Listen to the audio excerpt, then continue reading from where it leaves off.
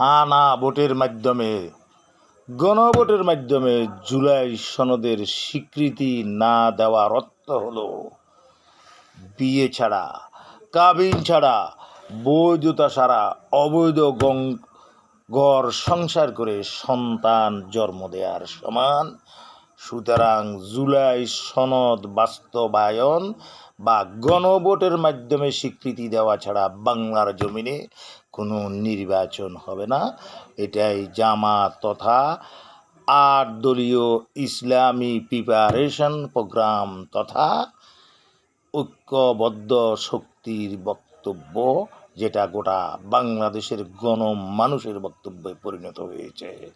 সেটা অবশ্যই হবে এবং হওয়ার জন্য প্রচেষ্টা অব্যাহত থাকবে। ডক্টর তাহেরের ভাষায় বলা যায়, সোজা আঙ্গুলে যখন ঘি ওঠে না, আঙ্গুল বাঁকা করে দিতে হয় এবং ঘি তুলেই ছাড়বো ইনশাল্লাহ।